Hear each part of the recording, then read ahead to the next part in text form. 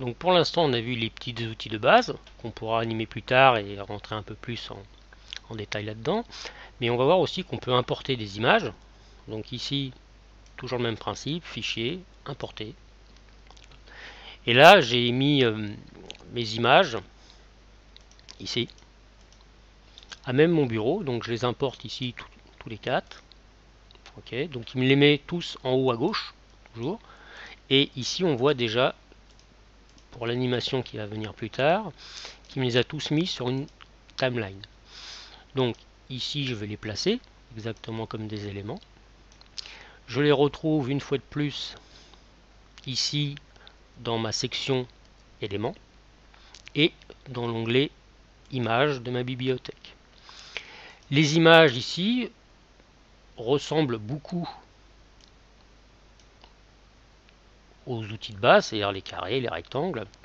J'ai à peu près les mêmes fonctions que je pourrais interpoler. La seule chose qu'il faut comprendre pour l'instant, c'est que ici, malgré que mes images soient sur mon bureau, quand je vais enregistrer mon projet, donc fichier enregistrer sous, celui-là, histoire de le changer, je vais le mettre dans un sur mon bureau, dans un nouveau dossier.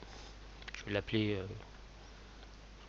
avec image, créer, et là, je vais l'appeler image.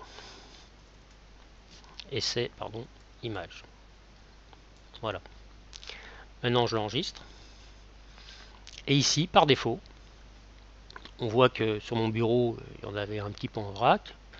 Bah, ici, par défaut, il m'a refait les fichiers dont je vous avais parlé précédemment. Je retrouve ici tous mes .js, ici.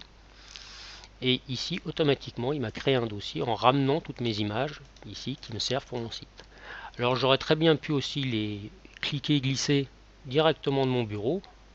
Vaut mieux pas, parce qu'il vaut mieux être organisé. Mais de toute façon, il aurait fait un petit dossier un peu comme un consolidate. Il aurait sorti ici toutes les images qui sont contenues dans mon projet.